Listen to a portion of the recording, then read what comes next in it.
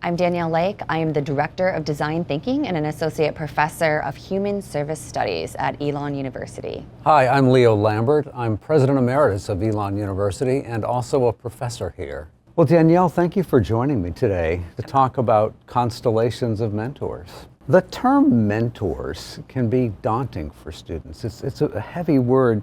Can you walk us through the Constellation of Mentors workshop so that students get that making meaningful connections is possible for them? The workshop was designed in partnership with all of you, with leaders and initiatives thinking about the role of mentoring and the research on it, but also with students. Well, good morning, everybody. My name is Aaron Chan. I'm a junior. I work at the Center for Design Thinking as its student director, which means I'm in charge of a team of 20 catalysts. It was co-designed with students thinking about how to frame and have these conversations in a way that is transformational, that makes sense. One of the reasons why I think design thinking is so effective at a problem like this is because finding more mentors in your life is a complex problem. It's not one with a simple answer. It's something that's scary, it's intimidating, it's nebulous, it's difficult to know where to start. Well, what I love about design thinking is it breaks a complex problem down into its smallest parts. We go through it step by step so that we know exactly where to start, what we're doing in this step, and we make sure we don't miss anything. So the first step of the design thinking process in our workshops is that framing. It's about having them become aware of their past experiences, of their own knowledge, of their own feelings about this, and think that through. And so there's a brainstorming activity, a mind map, where they're thinking about what have those who have touched my life said? What happened? And then they were thinking through, how did that make me feel? What did it make me think?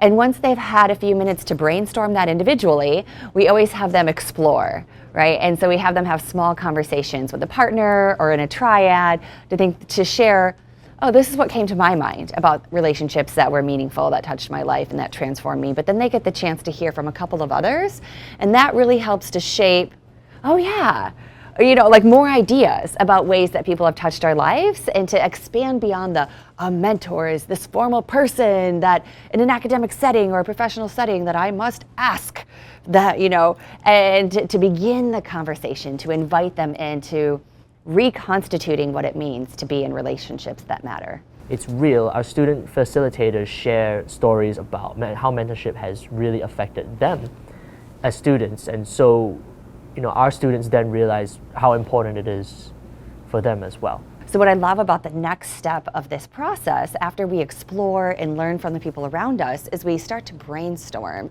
How do I have relationships that are helping me professionally and academically, but not just that, right? Like, what are the relationships in my life that are helping me in a very practical way with the struggles of daily living? Being a healthy person. Oh yeah. And growing that. And so we have them think their relationships through in this constellations, in this holistic way, beyond just that professional or academic boundary, but we think that through as well. And that helps them to see where they have the connections in their life, where they're thriving, where they know who to reach out to and what to do, but also opportunities where there might be a gap or where they might want to grow connections. I love that it's peer-led, because I think one of the revelations that students have during this workshop is that peers are sometimes, in all of those dimensions that you just described, are some of the most important mentors that they have. And that's, I think, a great revelation to leave the workshop with. Absolutely. All of these workshops are assessed, and we've been doing this since 2022. So we've done over 40 sessions across this university and others, touching thousands of students, and consistently they tell us, thank you, this was valuable, this was helpful, it was practical and useful. And just in knowing that we were going to get to have this conversation, I was asking some of our student facilitators, what have you noticed? Or how has it impacted you? Or what have you heard from other students? And just this morning telling me it reframed the way I understood mentorship, and that my peers and all of these other humans in my life can help care for me in all of these holistic ways, and that I can help care for them, right? So not only reshaping what it means to be connected with others, so that we're reaching out to people beyond the traditional faculty, staff, or supervisor role, but also so that we're seeing ourselves differently and how we can give in those relationships. Another thing that the Mentoring Constellations workshop has helped me to think differently about is my role in all of this. A mentor doesn't have to be someone very old with gray hair maybe, but it could be a peer as well. And I could be that mentor to somebody else that is helpful and makes a difference in their life. And I've done that for a few students. I think that's the most relatable human thing. We all have problems. We want them to be solved, and to get to be a part of that for somebody else. I think that's the most meaningful thing in the world. So my friend and colleague, Brad Johnson at the U.S. Naval Academy coined this term, Constellation of Mentors, which we love and have borrowed liberally, with credit to Brad. One of the things I think that students learn in your workshop is that forming a constellation often begins with really small steps, right? Yes, absolutely.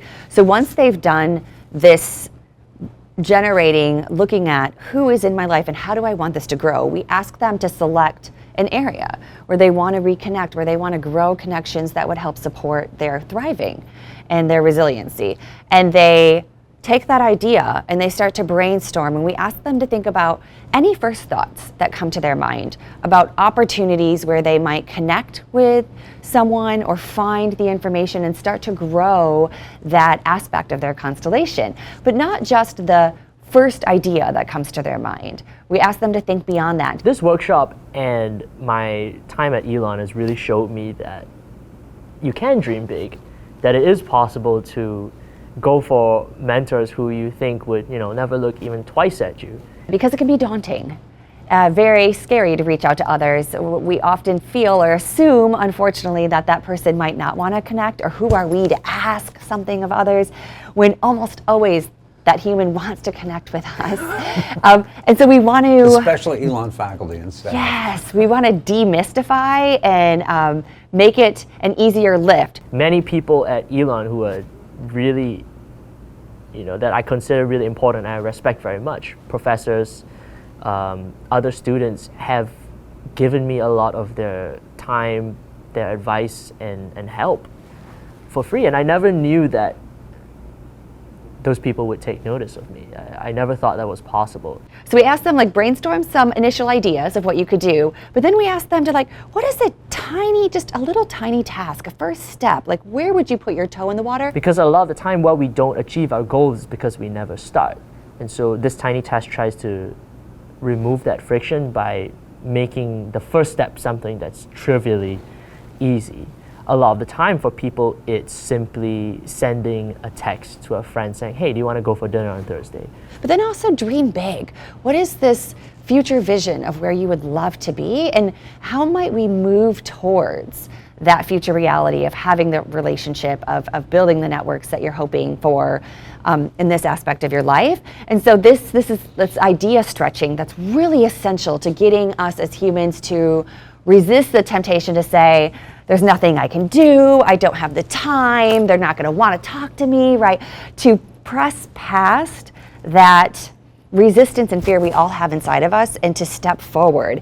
And before they leave, in that 50 minutes together, they make a choice. We all select together, I'm going to do this thing today, this week. I can do this, right? Towards that larger dream vision. And it could be an email. I'm going to send a professor an email.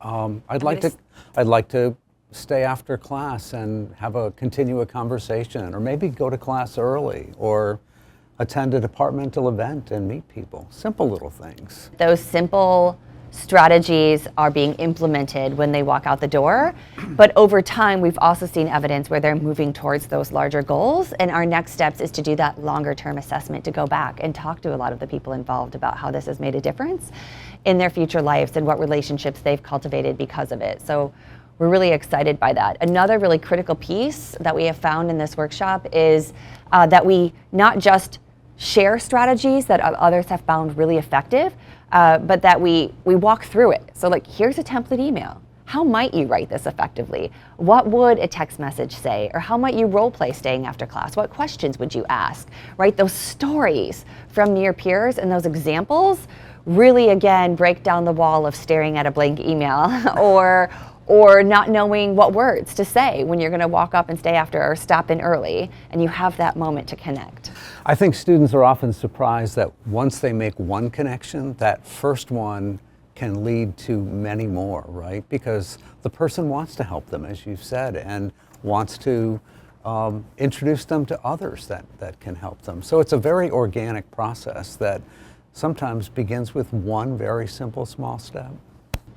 Yeah, I love that. I would be thrilled to do iterative sessions like this, where we not just touch students' lives for that 50 minutes as a first year, but we get the opportunity to have them think about it again in their second year, at the end of a semester, right?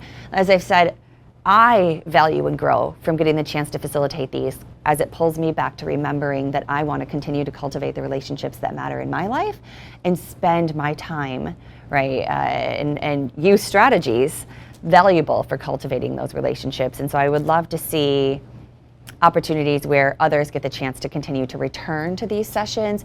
And that's one of the reasons why the toolkit, these strategies are all openly accessible online. I know that you very kindly hosted them on your website, right, the Center for Engaged Learning. That's right. And we've hosted our toolkit open to anyone to download and to brainstorm and to use that strategy wherever and whenever they are. So I have taken 3 classes through this workshop, and I have just been amazed that students leave with confidence and hope and excitement. It's a revelation to them that they can be in charge of this process for themselves. Has that been your experience too? It's been incredibly valuable to see that and rewarding, and I would love to see it grow. I'd love to see other universities support their students, and especially in that first year, because you're inevitably encountering a gap as you transition from your home community, from high school to a new space. There are going to be opportunities to cultivate new relationships, and this could really spark the connections and a sense of belonging in a holistic way that would serve them incredibly well across their 4 years at their colleges. And to remind them to continue to cultivate the relationships that have been important to them in the past, and to think about cultivating new relationships as well, because it's like a garden, right? Absolutely. And so one of the brainstorming techniques we have is obviously that thinking back, right? We look backward and leverage our own experiences and our own insights. And so thinking about how am I going to hold on to the relationships from home? How I'm going to allow them to transition and grow so that they're continuing to support me, and then what new relationships do I want to cultivate in this space? What other stories can you share, Danielle?